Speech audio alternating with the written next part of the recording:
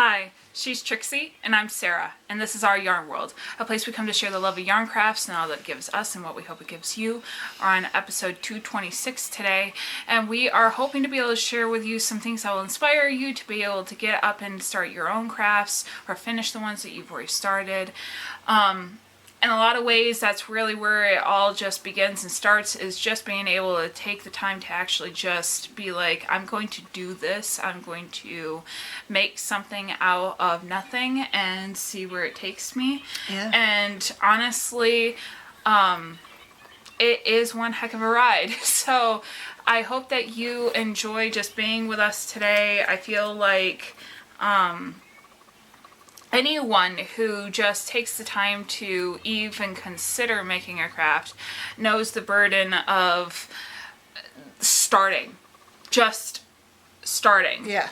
You can be inspired. You can be even in the mood. You can even be in all the, like, the weather can be perfect. Your coffee's not too cold or hot. Like, everything is just perfect, peachy keen, but you're the one who has to initiate it. And I know it sounds really, like, silly, but once you start, you are kind of in your head making a promise to yourself that you're going to continue. Right.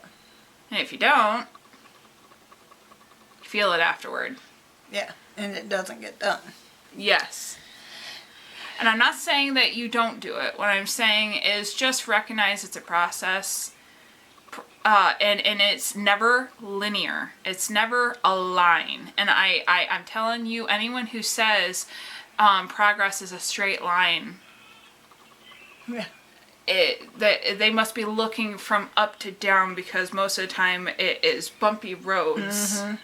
And it's a process. So, and that's practically what our channel is about. So hopefully after 226 episodes you would gather that. So last week was a week of hazy smoke from Canada, and staying indoors, and like people who have asthma or chronic illness are told to stay indoors and keep your windows shut. And we don't have air conditioning at our house, but we have fans all around, and we were in a good position, but it was one of those things where it was still hot, and we had the smoke coming through, and I just wanted a small project. So I went into my stash and I found all my cotton yarn, and I put it all in one bag. And then I found all the small ones, like from the placemats I made. Yeah. And I wound them all together. And I started to crochet little dishcloths. Oh my god, I love these. Okay, so What? I'm trying to figure out, yeah. I started with the white, and I went down through the colors, and then I kept going. So it's like a pattern that you can see the progression. And then, so the white didn't have very much here. I'm trying to figure out where I'm at. I think it went, oh, yeah. So Dear the Lord. purple to the purple, and I You just kept going. I kept going. And then the blue to the blue. Now, because you have this only going a certain amount, like I chained 16, and then the way that you know you're done is if you're making a square, it's going to make a perfect triangle when you fold it. Mm-hmm. So you just keep... That's how you know you're done, and then you keep going with the next colors. So I don't know. I'm not telling you this very, very well, but It was a fun. It's a fun. it's a nice scrappy way of getting something that you want with all the little scraps. And I just kept going from there to the next one, to the next one, to the next one. And when I noticed that, it was all like, if it had been a big one, it would have just progressed all the way through. But I was stopping every time I had a square. Well, then I ran out of my scrappies. So then I found a peaches and cream. Oh, does it even have the color on here? Yeah, let me look. Candy sprinkles. So this is called candy sprinkles. It's very just mesmerizing. And I have 2 of those. And the light's diluting them, but they look like Superman ice cream. Yeah. And then I don't know the colorway of this one because I didn't have the wrapper. It almost looks like some sort of fall. But I look at the bee! Yeah.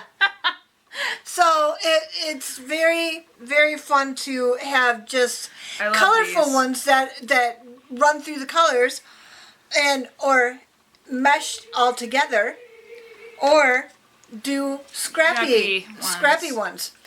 And now I have lots of dishcloths to scatter about and do things with and give to people, and or use myself.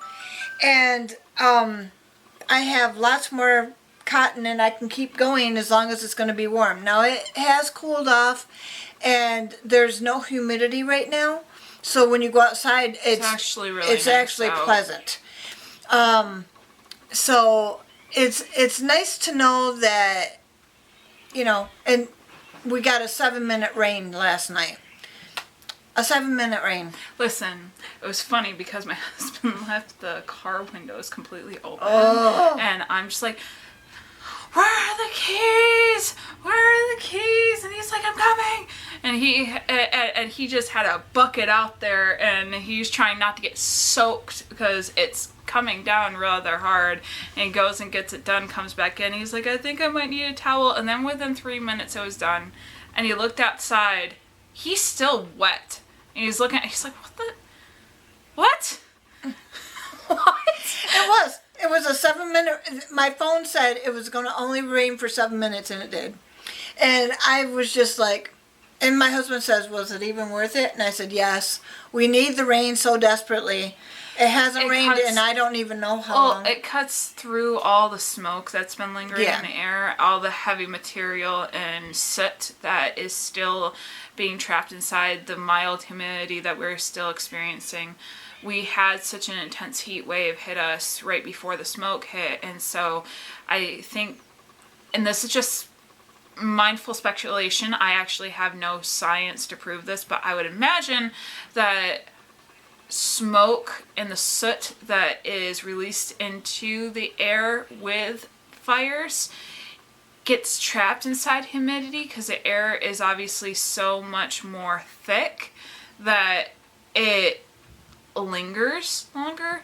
I know that the amount of people I kept saying if it would just rain, and it's not just because of the humidity, it was because it would break through the soot that was sitting in the air.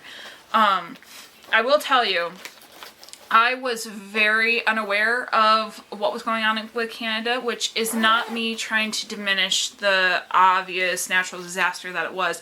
Meaning, only a couple weeks prior, I lived in a trailer park, and there had been a trailer fire that took out the whole entire trailer. Yeah. And so at that day, when I went to put my dog outside to use the restroom, it was pure smoke that I walked out into. And so when that was not exactly pleasant to see and experience. Even if it was secondhand, it was still very much just like you're walking out into something and you can tell it's not a normal fire based off of the way that the air quality is and the color and the smell.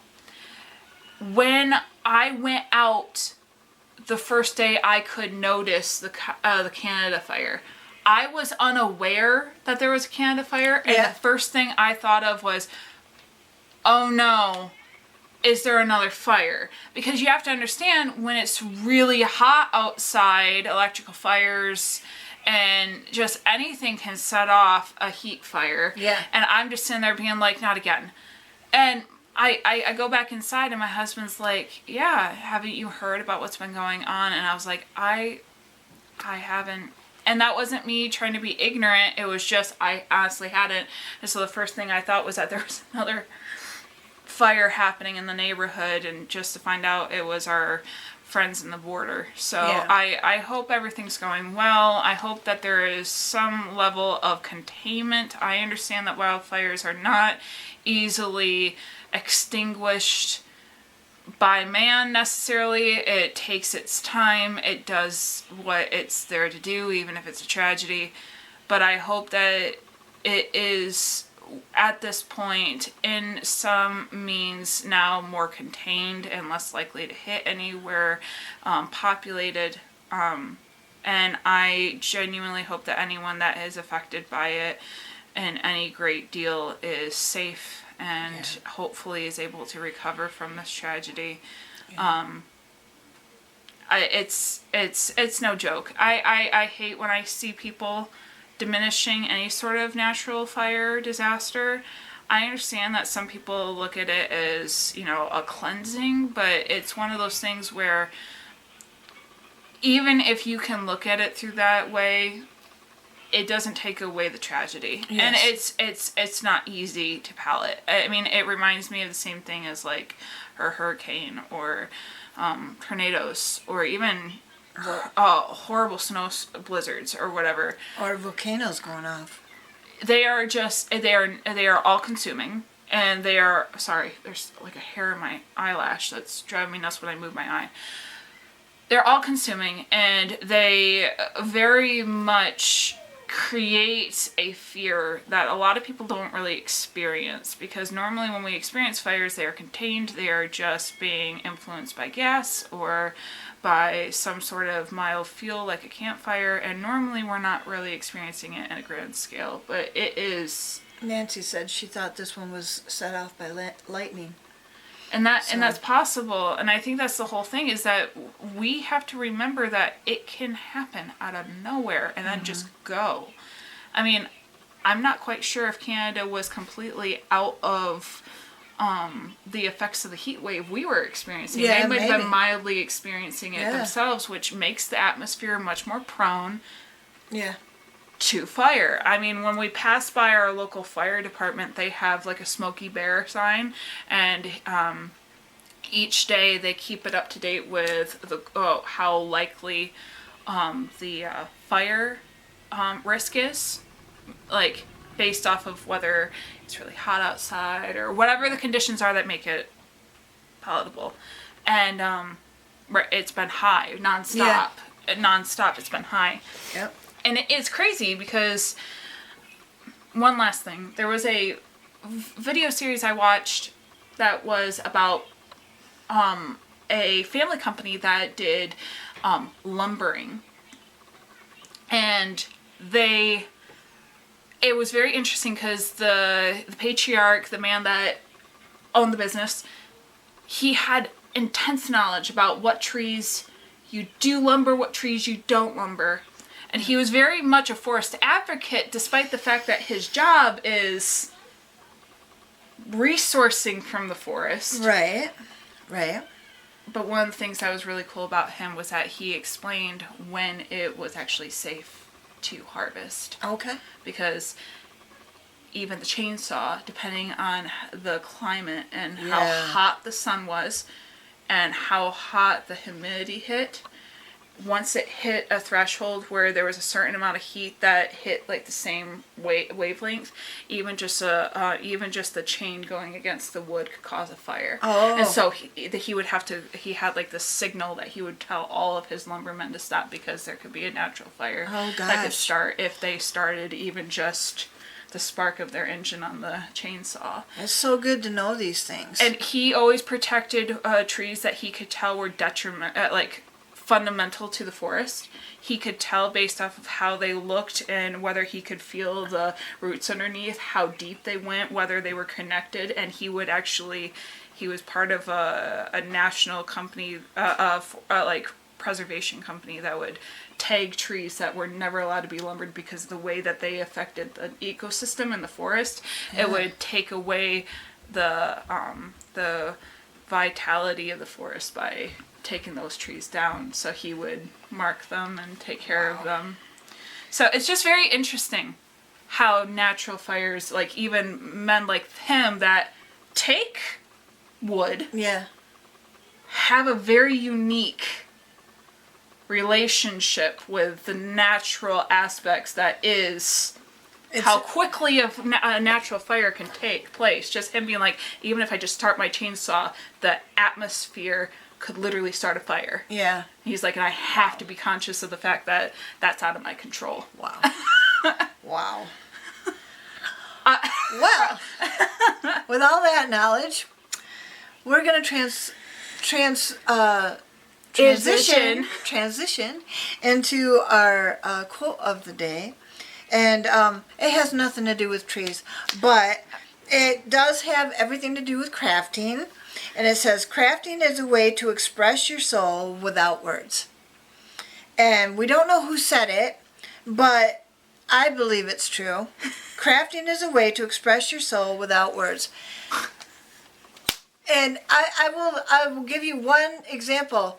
We had a person comment last week who made a Snoopy, and it is awesome. I mean, around here, Snoopy's a big deal. Yeah. Michigan Adventure is made up of the Peanut Gallery. Yes, and they have a whole section of where children play that have from Mark Schultz's Peanut comic and series for not Mark Schultz. Not Mark Schultz. I can't remember. Ain't it Schultz though? It is Schultz, but it's not Mark. My bad. Sorry, dude. But anyway, so she made that, and I was very impressed with it. So it expresses you mightily. Listen, two things. One, my mom's washcloths, love them. We use them as actual washcloths for the kids, for their body, because it fits their hand size really well. Yeah. Love them. Excellent resource of just natural fibers that you're able to use for something just around the house. Yeah. Love that. And that's another thing, making things that are practical and useful and resourceful from something that you're able to make with your own hands. Right. I love the fact that you're able to see, knead, and fill it. I feel like that's one way you can look at this quote, but another one. Love this. Now, obviously, as you can see, I didn't share anything myself of anything I have been able to make this week because I haven't, but I've seen so many cool crafts out there, and I don't remember what the video, the person who made the video's name is, so I apologize, but this woman takes old stuffies so much. So, like, old stuffies that don't have an owner or anything, and she will dunk them in a dye, change their color, and then she'll make them goth. So, like, there's this big froggy she turned black, and she had all these jewelry and piercings and stuff, and she like had a whole transformation and makeover. Wow. People that like do that stuff and like they try to embroider, make it look like the animal has a tattoo, or like the stuffy has a tattoo or whatever. I love that so much, just because it's such an artistic format, right? There's also a guy who he said he wasn't sure if he'd ever get a tattoo, but he got this old sweater, and it was like this white sweater, and he learned how to embroider, and he did traditional tattoos all over it in the traditional spots. You would get those specific tattoos, like star tattoos and tribal tattoos and just different things across the sweater. Same style as the tattoos, but he embroidered them on the sweater. Oh, wow. So he could wear the symbols and what they represented by just throwing on the sweater. And he said it was fun for him to just kind of like be able to enjoy that culture and what it represents but also be able to do it in his own way. See? And I just love this idea. And I know that everyone is into the gothic tattoos or body modification or whatever it is. I understand that, and that's respectful, and I'm fine with that. But I love the idea that you can take something and make it yours. Yeah. I love the idea that you can take a design and just be able to make it uniquely you. Yeah. Uniquely inspired by what you saw it was missing. That stuffy was green, it was a little froggy, and now it is black with a whole bunch of piercings and living out its little goth self. I love it so much that someone saw what it could be. Yeah, the image of something that you can see in your brain and manifest into something is really cool. It transforms things. And I'm learning how to do that right now. There's a lot of different clothes I'm trying to upcycle recently. You saw that with some of my sock designs. Yeah. And I'm seeing different things I can make out of shirts and jeans and things where I'm just like, I can use this for something else. Yeah. And seeing the potential inside the material has been this really big like inspiration that I've been going through. So it's so nice. And it's something only your soul can spark. Yeah. So crafting is a way to express your soul without words. Yes. This is said by someone unknown. Yeah. But hope you enjoyed our rambling. It's a shorter video, but we have to get going. Have the kids at the house today. They're only going to be chill for only so much time. And my dog is impatiently patient, staring at my mom, waiting for her to give her love. So we're going to have to get going. So. Oh, she's sitting up because we're sitting up now. Oh boy. So we hope that you enjoyed this video and that it inspired you to pick up something and just try something new. That's all we're here to do. Just being able to spread some joy and be able to know that, hey, even if you start something you're not even sure if you're going to finish it, just start it. It sparks something in you that it normally can manifest into something really beautiful and something you wouldn't know about yourself until you try. So we hope that you enjoyed visiting us today and that until next time, you stitch your way To mental health.